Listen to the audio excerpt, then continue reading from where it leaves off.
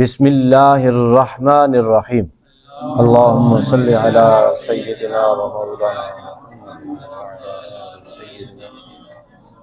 محمد. معزز سامعین، دورہ تفسیر القرآن پارہ نمبر 19 رکوع نمبر 9 سورہ الشعراء آیات 69 to 74. اللہ تعالی ہم سب کو قرآن کی روشنی عطا فرمائے. سابقہ درس میں حضرت موسیٰ علیہ السلام کا خوبصورت قصہ اختتام پذیر ہوا، اور اس رکوع میں اللہ تعالیٰ اپنے خلیل حضرت ابراہیم علیہ السلام کا قصہ اپنے پیارے محبوب نبی پاک صلی اللہ علیہ وآلہ وسلم کو سنا رہے ہیں کہ اے حبیب اپنے امتیوں کو یہ واقعہ پڑھ کے سنائیے. وَاتْلُو، آپ بیان فرمائیے. یہ نبی پاک صلی اللہ علیہ وسلم کو حکم ہو رہا ہے. علیہم، ان کے سامنے. کن کے سامنے؟ یہ کفار کو بھی سنائیے جو مشرک ہیں، جو بتوں کی پوجا کرتے ہیں اور اللہ وحدہ لا شریک کی پرستش سے دور بھاگتے ہیں، انہیں بھی سنائیے اور تمام لوگوں کو سنائیے. کیا؟ نبأ ابراہیم، قصہ ابراہیم علیہ السلام کا. اذ، جب، قال، آپ نے کہا، لِأَبِيهِ، اپنے باپ سے، وَقَوْمِهِ، اور اپنی قوم سے، مَا تَعْبُدُونَ، تم کس کی پرستش کرتے ہو. تو عید کا پیغام بڑے ہی اچھے انداز میں حضرت ابراہیم علیہ السلام نے سنایا اور اس کا آغاز کیا اپنے گھر سے. یہ سوال ہمیشہ بھٹکتا رہا ہے کہ کیا حضرت ابراہیم علیہ السلام کے والد آزر تھے یا ان کے والد کا نام طارق تھا. ہم اگر تھوڑا سا غور و فکر کریں تو ابی کا لفظ عربی زبان میں ان تمام الفاظ کی طرح کثیر المعانی ہے کہ جو ایک لفظ ہے لیکن اس کے بہت سارے معنی ہو سکتے ہیں. ابی کا لفظ دادا کے لیے بھی استعمال ہوتا ہے، جیسا نبی پاک صلی اللہ علیہ وآلہ وسلم نے اپنے آباء و اجداد میں سے حضرت ابراہیم علیہ السلام کے لیے استعمال فرمایا کہ میں اپنے باپ ابراہیم کا بیٹا ہوں. ماشاءاللہ. اپنے چچا حضرت عباس رضی اللہ تعالیٰ عنہ کے لیے بھی لفظ بولا کہ وہ میرے باپ ہیں، میں ان کا بیٹا ہوں. صحیح مسلم میں اور دوسری تمام کتب میں یہ جو میں نے باتیں بیان کی ہیں یہ موجود ہیں. بہت سارے اکابر مفسرین کرام ہیں، ان کا یہ نظریہ رہا ہے، اور خاص کر سلطان المفسرین حضرت ابن عباس رضی اللہ تعالیٰ عنہ، جنہیں اللہ تعالیٰ نے قرآن حکیم کی سب سے پہلے تفسیر لکھنے کا جو ہے موقع عطا فرمایا، سب سے پہلے تو تفسیر لکھنے کی توفیق عطا فرمائی.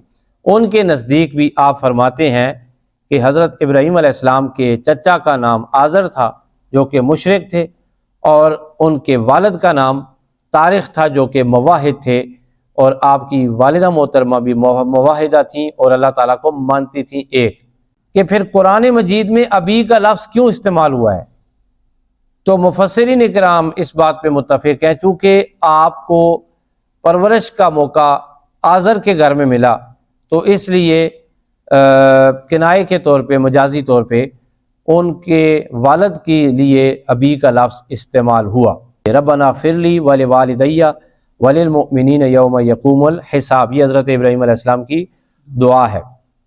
اس کے علاوہ اگر ہم مفسرین کرام کی بات کریں تو تفسیر طبری، علامہ طبری رحمۃ اللہ تعالیٰ علیہ، تفسیر ابن ابی حاتم، امام ابی حاتم رحمۃ اللہ تعالیٰ علیہ لکھی، علامہ قرطبی رحمۃ اللہ تعالیٰ علیہ کی تفسیر، تفسیر قرطبی کے نام سے مشہور ہے. ان تینوں تفاسیر میں بالخصوص حضرت ابراہیم علیہ السلام کے والد صاحب کو طارق کے نام سے موسوم کیا گیا ہے. اور علامہ فخر الدین رازی رحمۃ اللہ تعالیٰ علیہ نے بڑی زبردست بات کہی. آپ فرماتے ہیں کہ بحث یہ نہیں ہے کہ آپ کے والد کا نام کیا تھا، سیکھنے کی بات یہ ہے کہ آپ نے تبلیغ کا آغاز اپنے گھر سے کیا تھا، جیسا کہ تمام انبیاء اکرام رضوان اللہ تعالیٰ علیہم اجمعین کا خاصہ رہا ہے. یہاں پر ترمذی شریف کی ایک حسن روایت ہے جس میں نبی پاک صلی اللہ علیہ وسلم ارشاد فرماتے ہیں، عم الرجل، کسی شخص کا جو چچا ہوتا ہے، سن وہ ابی ہے، وہ اس کے والد کی طرح ہی ہوتا ہے. تو اس لیے مجازی طور پہ چچا کو بھی ابی سے تعبیر کیا جاتا ہے، ٹھیک ہے۔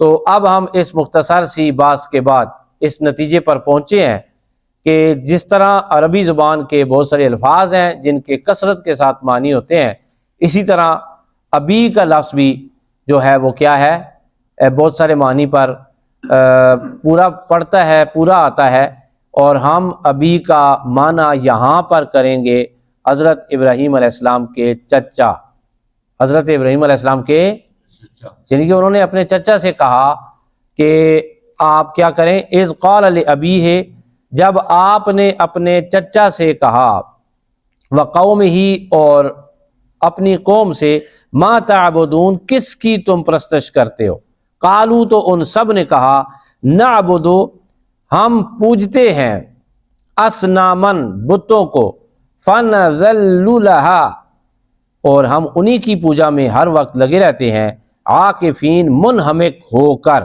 آپ بیس اگر سمجھنا چاہیں تو ہم نے یہ بات کیوں کی ہے کہ کن قرینوں سے، کن احادیث سے، کن مفسرین کرام کی آراء سے یہ ثابت ہوتا ہے کہ حضرت ابراہیم علیہ السلام کے والد گرامی مشرک نہیں ہو سکتے۔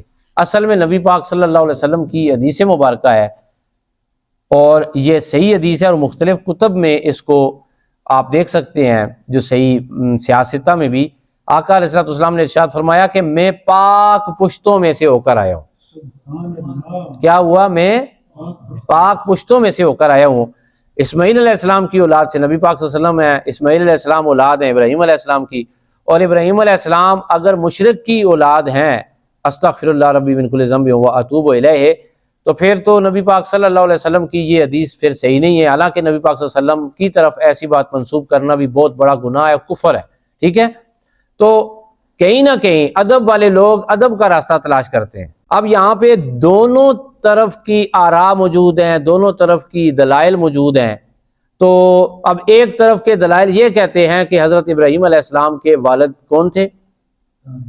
طارق تھے، اور ایک طرف کی جو دلائل اور روایات ہیں وہ یہ بتاتی ہیں کہ حضرت ابراہیم علیہ السلام کے والد آزر تھے، ٹھیک ہے۔ تو آپ ادب والا راستہ اپنائیں گے یا بے ادبی والا راستہ اپنائیں گے؟ ادب والا راستہ اپنائیں گے۔ سب سے جو بڑی دلیل ہے وہ میں یہ سمجھتا ہوں صحابی رسول اور نبی پاک صلی اللہ علیہ وسلم کے خاندان کا وہ چشم و چراغ جس نے سب سے پہلے قرآن مجید کی تفسیر لکھی، حضرت ابن عباس رضی اللہ تعالی عنہما کے قدموں پر تمام مفسرین کو قربان کیا جا سکتا ہے۔ آپ فرماتے ہیں کہ کانا ابو ہو طارق و کانا عم ہو آزر، کہ آپ کے جو والد تھے وہ طارق تھے اور آپ کے جو چچا تھے اس کا نام کیا تھا؟ آزر تھا۔ تو یوں ہمیں شیشے کی طرح صاف عقیدہ یہ دکھائی دیتا ہے کہ مرد مومن، مرد حق جب ادب کا راستہ اختیار کرتا ہے، سچ کھل کر سامنے آتا ہے، اور وہ حضرت ابراہیم علیہ السلام کے والد کو مشرک نہیں مانتا بلکہ توحید پرست مانتا ہے، والدہ کو بھی توحید پرست تو مانتا ہے۔ تو بچوں اپنے ذہن میں رکھیں، اسکول کی کتابوں میں بہت ساری باتیں غلط لکھی، ان غلط باتوں میں ایک بات یہ بھی ہے کہ آپ کے والد آزر، آپ کا والد آزر تھا، استغفر اللہ ربی من کل ذنب واتوب الیہ۔ اللہ تعالیٰ ہم سب کو کمی بیشی معاف فرمائے۔ ہم ادب کا راستہ اختیار کرتے ہیں، اللہ تعالیٰ انشاءاللہ تعالیٰ اس کا اجر بھی ہمیں عطا فرمائے گا۔ انہوں نے کہا جی ہم تو بتوں کی عبادت کرتے ہیں اور ہر وقت انہی کی عبادت میں منہمک رہتے ہیں۔ قال هل يسمعونكم اذ تدعون، ابراہیم علیہ السلام نے بڑا خوبصورت سوال کیا، ان کے دل پر دستک دی توحید کی، کہا کیا وہ سنتے ہیں جب تم ان کو پکارتے ہو؟ او ینفعونکم، یا وہ تمہیں نفع پہنچا سکتے ہیں، او یضرون، یا ضرر پہنچا سکتے ہیں۔ حکمت سے خالی جواب دیا، کیا کہا؟ قالو، انہوں نے کہا بلکہ وجدنا، ہم نے پایا، آباءنا، اپنے باپوں کو، آباء و اجداد کو، کذالک، یوں ہی، یفعلون، کرتے ہوئے، وہ یوں ہی کرتے تھے، یعنی وہ کیا کرتے تھے؟ بتوں کی پوجا کرتے تھے۔ دیکھیں سب نے جب جواب دے دیا نا، غلط جواب تھا نا، دلائل سے بالکل محروم قسم کا جواب قوم نے دیا، تو پورے اجتماع میں کچھ لوگ ایسے تھے جو سوچنے پہ مجبور ہو گئے کہ ہاں، آگے جو مکالمہ ہے وہ جاری ہے انشاءاللہ تعالیٰ اگلے درس میں۔ کو سیکھیں گے۔ اللہ تعالیٰ کی پاک بارگاہ میں دعا ہے کہ وہ ہمیں ہمیشہ توحید پر جمے رہنے کی توفیق عطا فرمائے۔ وآخر دعوانا ان الحمد للہ رب العالمین۔